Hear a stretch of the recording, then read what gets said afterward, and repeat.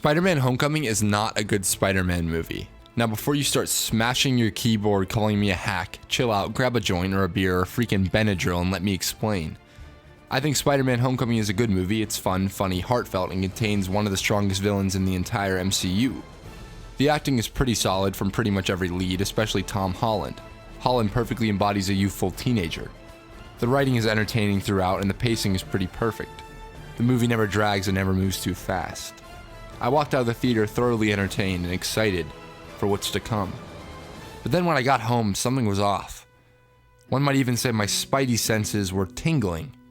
So I did as any man does when he is confused. I turned on my favorite flick, Spider-Man 2.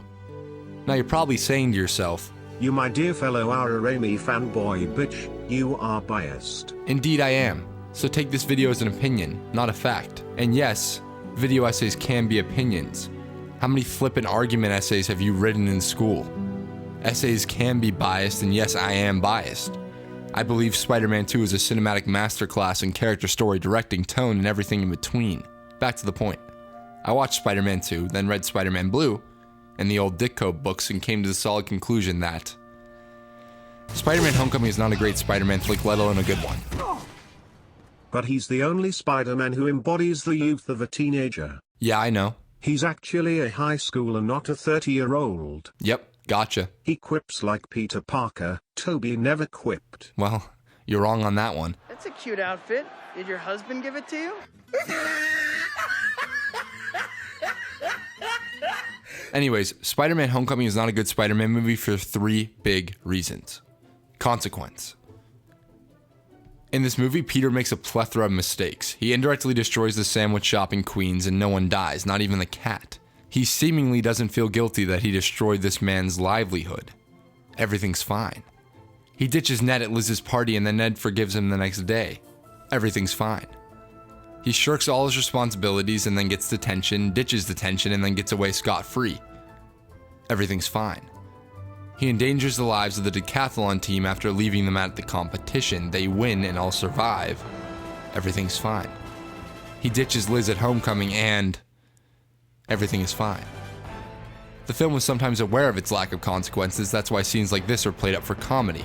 I was hoping maybe I could rejoin the team. No way.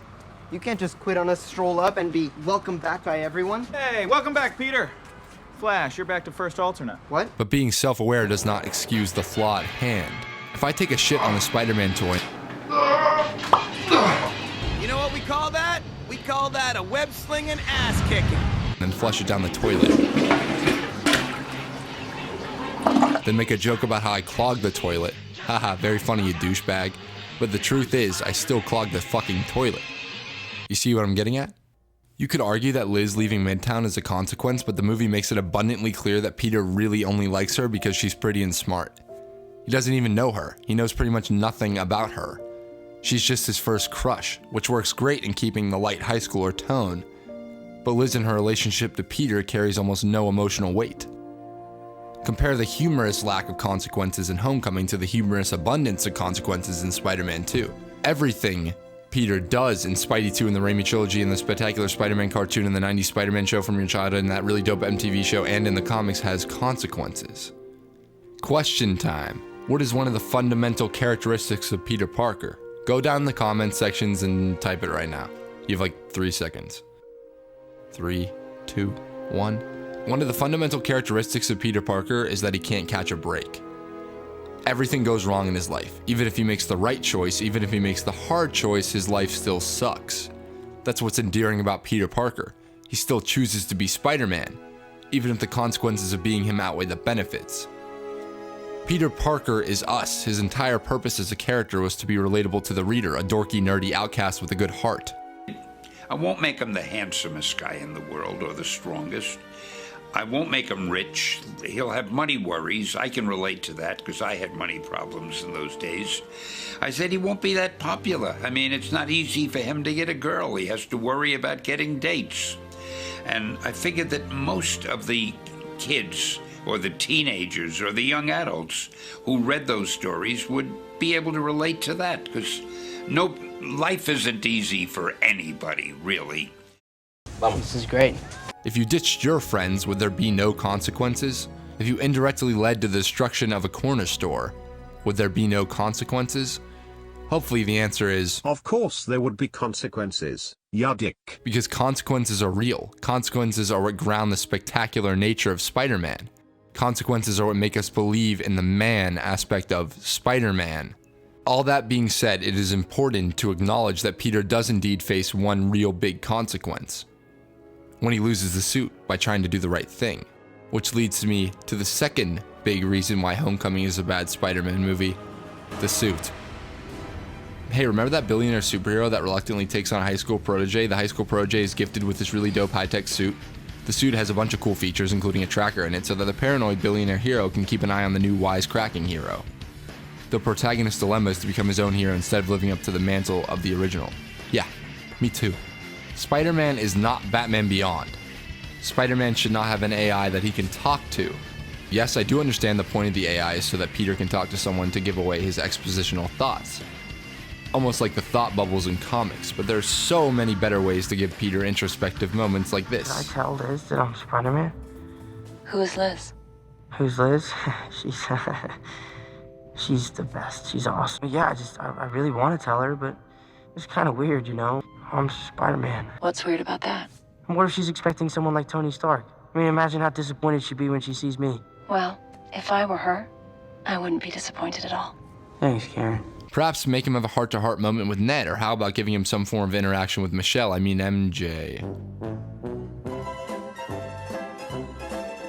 Instead of making her a one-note character, she knows what it's like to be an outcast. Maybe have Peter talk to Michelle about his feelings for Liz, completely unaware of the fact that she's clearly into him.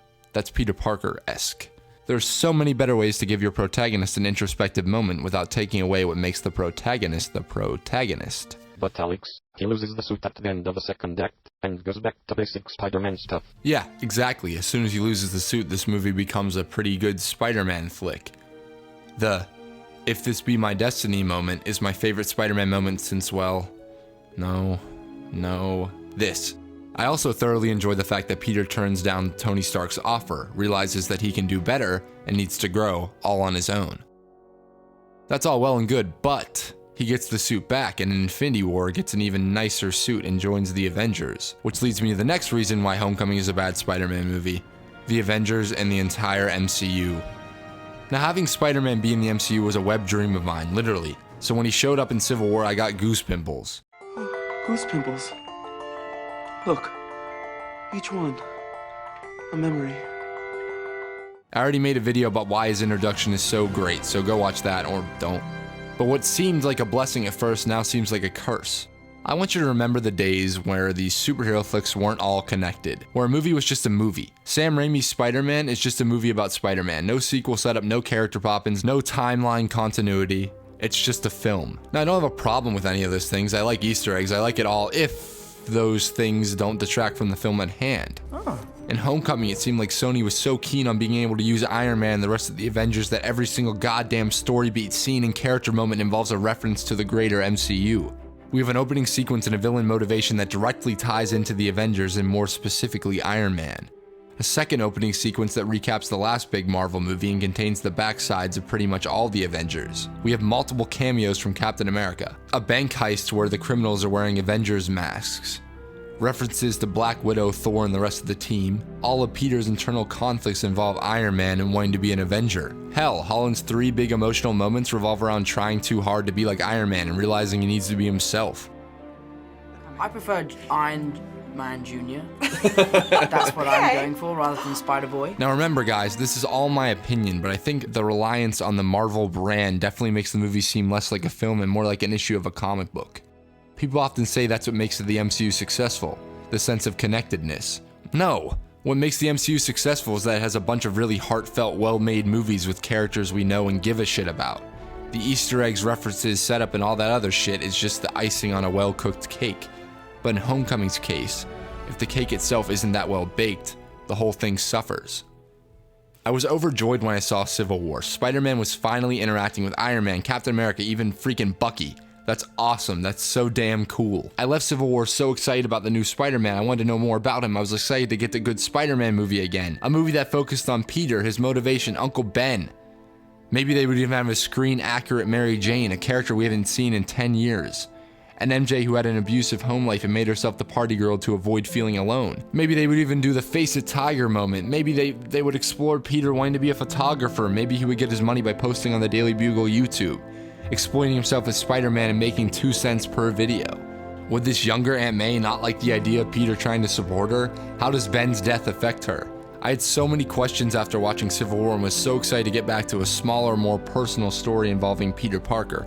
A Spider-Man movie that didn't need to set up a universe, or have a Batman Begins-esque tone. A Spider-Man movie that was the clear vision of one director and not a studio. But Homecoming doesn't focus on any of that. It doesn't really focus on anything that makes a Spider-Man film. The movie doesn't focus nearly enough on the human element of Spider-Man. The film's director, John Watts, described Homecoming as mainly a John Hughes high school movie. Just because you reference Ferris Bueller doesn't make you Ferris Bueller. John Hughes movies focus on character, establishing characters, the relationship between characters, and the drama involved with being in high school. That way to approach a Spider-Man movie on paper is excellent. I wanted the perks of being a wall crawler, but I ended up getting 13 reasons why Spider-Man Homecoming is not a good Spider-Man movie. Was that a final good line? What the? You know what we call that? We call that a web-slinging ass-kicking. As always, guys, you can support us on Patreon, patreon.com/HiTop Films. Thanks for watching. Hope you enjoy. I think this is the last fucking Spider-Man video I'm gonna